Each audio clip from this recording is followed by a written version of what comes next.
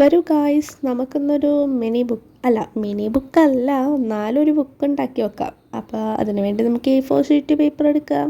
അത് ഇതേപോലെയൊക്കെ അങ്ങോട്ട് മടക്കി കൊടുക്കുക. അപ്പോൾ നമ്മളിപ്പോൾ രണ്ടാമത് മടക്കണ ആ ഭാഗമാണ് നമുക്ക് കട്ട് ചെയ്തെടുക്കേണ്ടത്. ഇതൊരു മിനി ഡ്രോയിങ് ബുക്ക് എന്നൊക്കെ പറയാം. എനിക്ക് ഡ്രോയിങ് ബുക്കൊക്കെ ഭയങ്കര ഇഷ്ടമാണ് കേട്ടോ. അതുകൊണ്ടാണ് ഞാൻ ഈ ഒരു മോഡൽ ബുക്ക് ഉണ്ടാക്കുന്നത്.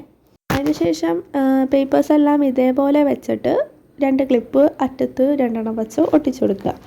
ആ ക്ലിപ്പില്ലെങ്കിലും നമ്മൾ തലയിൽ കുത്തുന്ന ക്ലിപ്പൊക്കെ ആയാലും മതി കേട്ടോ. ഇതേപോലെ പശ തേച്ച് ഒട്ടിച്ചെടുക്കുക, എന്നിട്ട് ഉണങ്ങാൻ വേണ്ടി വെക്കുക കേട്ടോ. ശേഷം ദേ ഇപ്പോൾ ബുക്ക് പോലെ ആയില്ലേ, ഇതിന് കുറച്ചും കൂടി ബലം കൊടുക്കാൻ വേണ്ടി നമ്മൾ ഇതേപോലെ ഒരു പേപ്പർ ഒട്ടിച്ചു കൊടുക്കാം.